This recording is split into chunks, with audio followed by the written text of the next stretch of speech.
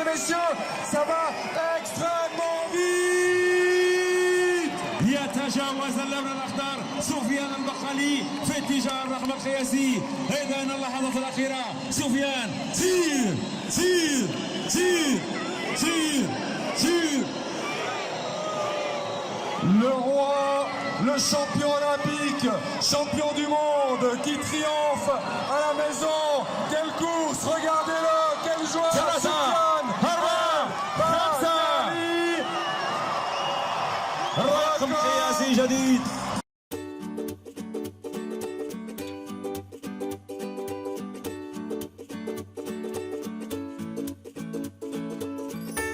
السلام عليكم الأصدقاء، أهلا وسهلا ومرحبا بكم في قناتكم حناوي ميديا. كنتمنى أنكم تكونوا بخير الأصدقاء، نتمنى أنكم تكونوا في صحة جيدة وفي أفضل أحوالكم. أصدقاء، كيف ما شاهدتم معنا في الانترو، فيديو جديد، فيديو يستحق أنكم تشاهدوه الأصدقاء. أكيد اللي شفنا فيه الفوز ديال سفيان البقالي والتتويج ديالو بالميدالية الذهبية بالبطولة ديال الملتقى محمد السادس لألعاب القوى المقام بالرباط.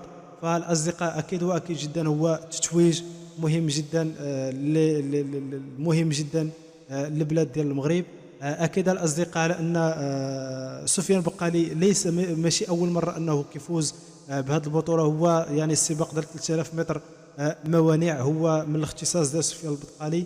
يعني شحال من مرة أنه توج بهذا اللقب، شحال من مرة أنه توج بالميدالية الذهبية في نفس الاختصاص. فأكيد جدا الأصدقاء هو سفيان البقالي هو عداء أولمبي وعداء عالمي اللي حسم بزاف ديال الألقاب على المستوى ديال نفس البطولة ديال 3000 متر.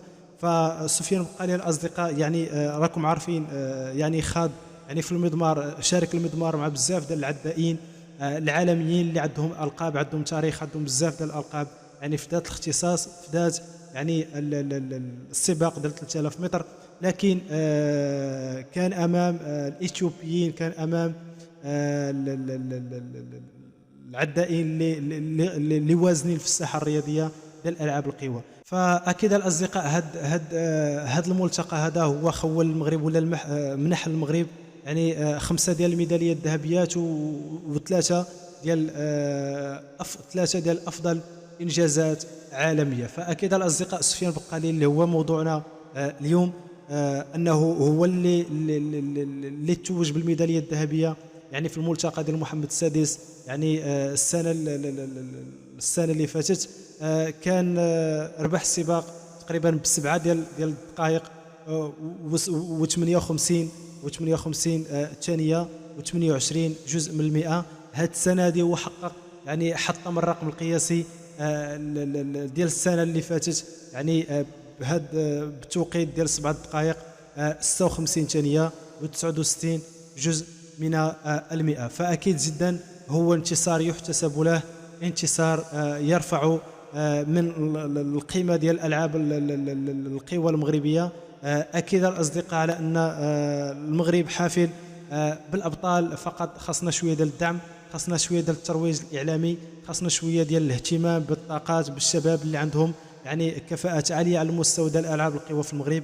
فقط انه يحتاج شويه ديال الدعم، يحتاج شويه ديال المواكبه، يحتاج شويه ديال التنقيب على هاد المواهب هادو اللي من شأنهم انهم ربما بامكاناتهم، بتجاربهم، بقواتهم، بالامكانيات ديالهم اللي تخول لهم انهم يشاركوا في العديد من المحافل ولا في المسابقات اللي كتهتم بالالعاب ديال القوى ويشرف المغرب على المستوى يعني الافريقي ولما لا على المستوى العالمي. فالاصدقاء باش ما نطولش عليكم نخليكم تشاهدوا الفيديو ونتلاقاو ان شاء الله في النهايه.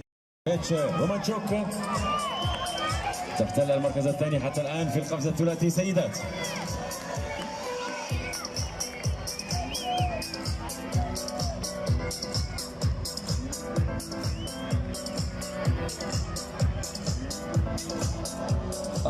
Très beau. Toute dernière concurrente, la Jamaïcaine Shanika Ricketts,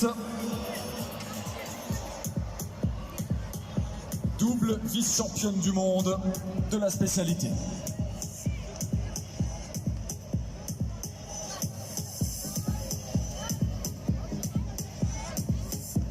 au-delà des 14 mètres, mais ça ne va pas suffire pour remonter dans le classement. 14,53, son meilleur essai.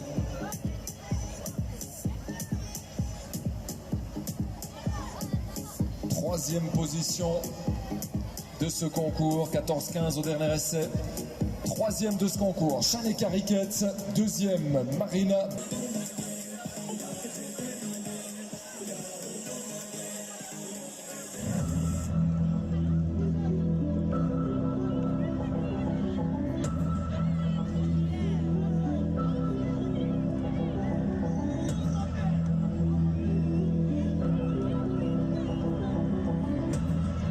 Et mesdames et messieurs, il nous reste une course à vivre dans le complexe sportif Prince Moulay Abdallah pour cette 14e édition du meeting international Moed 6. La deuxième rencontre 2023 de Diamond League, ce sera le 3000 mètres steeple masculin. اللحظات القوية أيها الحضور الكرام، السباق المنتظر، لحظة الحسم مع واحد من ألمع المتسابقين في تاريخ ألعاب القوى المغربية. يشارك في هذا السباق وسنتابع الأسماء بعد قليل. 3000 متر موانع رجال. Le clou du spectacle, le 3000 mètres steeple, présentation.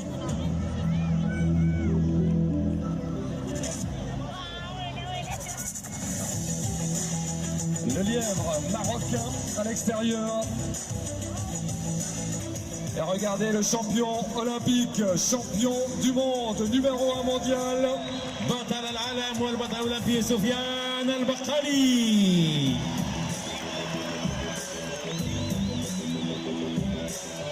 À côté de lui, l'américain Port. Le troisième mondial au ranking pour l'Éthiopie, Getnet Wale. À côté de lui, Serem pour le Kenya, Kibiwot pour le Kenya. Et regardez ce garçon, double champion du monde, champion olympique. Mohamed Tindouft, Maroc. Benjamin Kigen, Kenya. Jinawi, Tunisie. Sablé et Massad. Le départ dans quelques instants du 3000 mètres steeple masculin.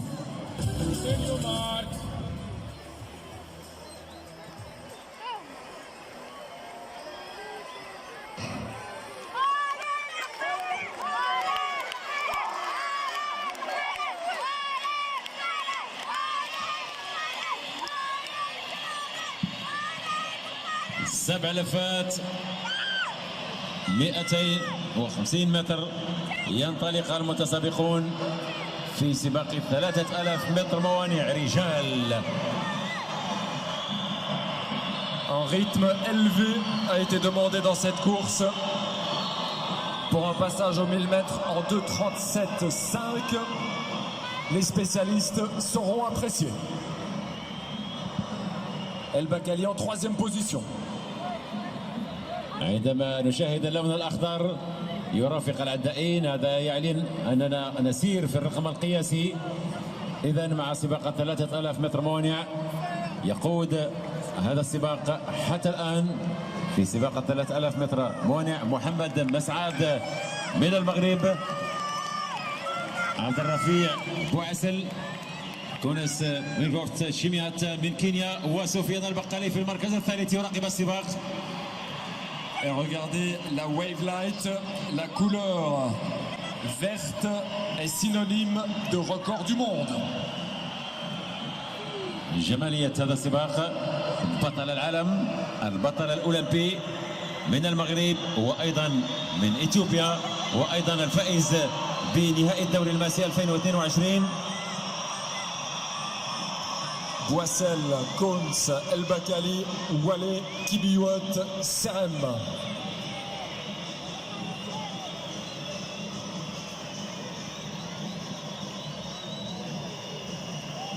Le passage tout à l'heure aux 400 mètres, 60 secondes, tout rond.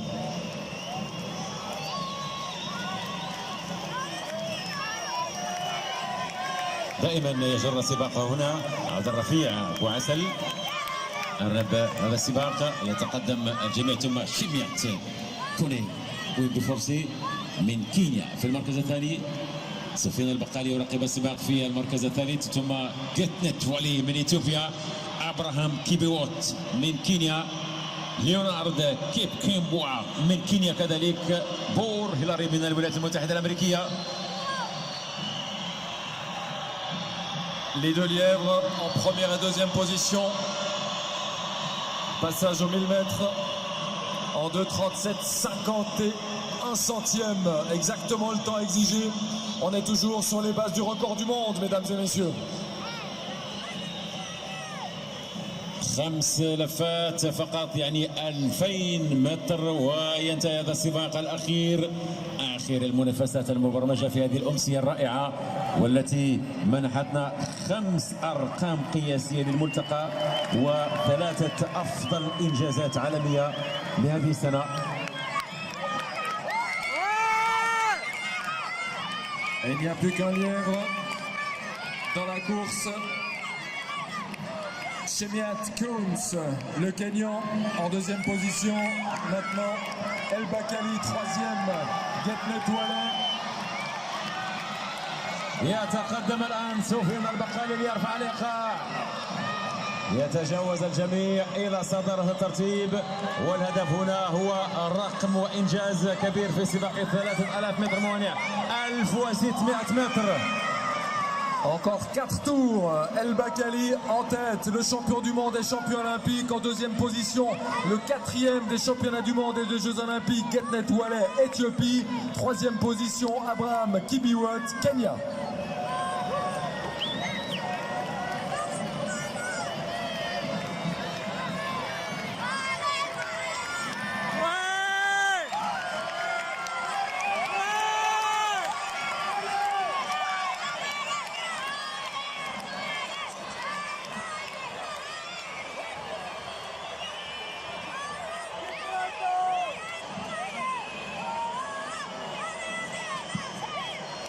يزداد الإيقاع ويرتفع.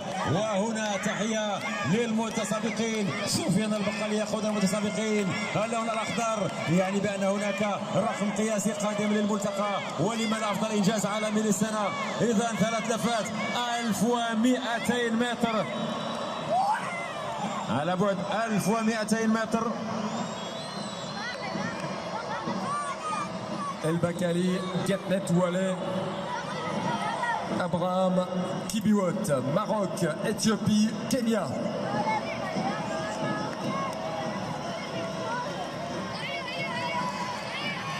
Une course très solide de Soufiane El Bakali. Et on dirait que le Kenyan Abraham Kibiwot doit laisser partir. Et que c'est difficile également pour Getnet Wale. 5:20, le temps de passage aux 2 km. On est toujours sur les bases d'un record du meeting, voire plus. Allez, cher public. يزيد يزيد يزيد في الإيقاع. سير سير سفيان في صدارة الترتيب. Il reste encore 800 mètres de course. 2 tours. 800 متر فقط. دائما سير سفيان.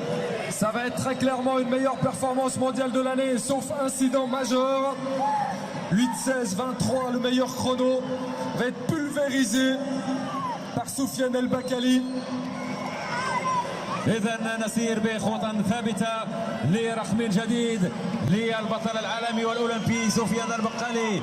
إذا جميعا عندما يقترب من المنصة الشرفية ويبتعد إذا البركة المائية قبل الأخيرة. إذا جميعا سفيان سير سير سير. Et regardez comme ça marche, il s'envole. 500 mètres de course. Et il est toujours avec la Wave Light, synonyme de record du monde. سير 400 متر. إذا في اتجاه الرقم القياسي سفيان البقالي. سير سير جميعا حتى نهاية السباق. Le record du meeting, 7,58,28 l'an passé, Soufiane El Bakkali.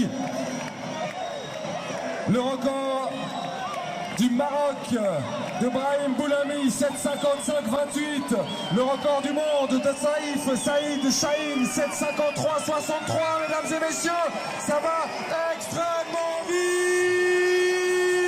يتجاوز اللون الأخضر سفيان البقالي في اتجاه الرقم القياسي. هذه اللحظات الأخيرة. سفيان Tire, tire, tire, tire, tire. Le roi, le champion olympique, champion du monde qui triomphe à la maison. Quelle course, regardez-le, quelle joie. Soufiane رقم قياسي جديد.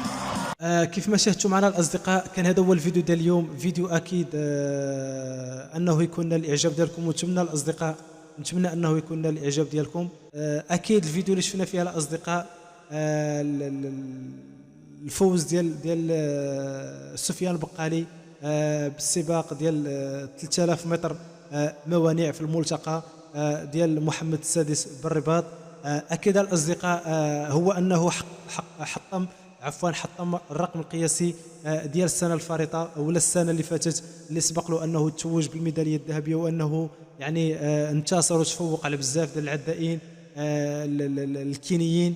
اكيد الاصدقاء ان هذا الانتصار هذا هو كيجي في الخرجات الاعلاميه، ولا قبل ما يبدا سفيان بقالي هذا السباق، هو انه خرج في المنبر الاعلامي وخرج في الندوه الصحفيه وكيقول على انه كان مصمم وعقد العزم باش انه غادي يتفوق على هاد العدائين العالميين. فاكيد الاصدقاء انه حطم الرقم القياسي ديال السنه اللي فايته اللي كانت تسجل تقريبا ب7 دقائق 58 ثانيه و28 جزء من المئة. اليوم هو كيربح وكيحطم الرقم القياسي بالتوقيت ديال 7 دقائق و56 ثانيه و69 جزء من المئة. فهنيئا لسفيان البقالي، كل التوفيق ليه في المزيد من التتويج، في المزيد بالميداليه الذهبيه، يعني على المستوى ديال العديد من المسابقات اللي كتخاض يعني في ذات التخصص وفي نفس التخصص ديال 3000 متر. فنتمنوا ليه التوفيق ان شاء الله في قادم المحافل الرياضيه ديال العاب القوى. ما تنسوش الاصدقاء انه انت ولا انت الا كنتي اول مره غادي تشاهد الفيديو، ما تنساش انك يعني تضغط على زر الاشتراك، تفعل زر الجرس باش انه يوصلكم كل المستجدات اللي كتتعلق بالاخبار ديال المغرب على المستوى الرياضي وعلى المستوى السياسي. فعلى ضوء التعليقات ديالكم الاصدقاء كنبنيو كنجيبوا لكم وكنقبوا لكم على فيديوهات جديده اللي كتماشى، والفيديوهات اللي كتنال الاعجاب ديالكم، الفيديوهات اللي كتبغيو تشاهدوها الاصدقاء. فتهلاو في راسكم الاصدقاء، نتلاقاو في فيديو اخر بموضوع اخر ان شاء الله، والسلام عليكم.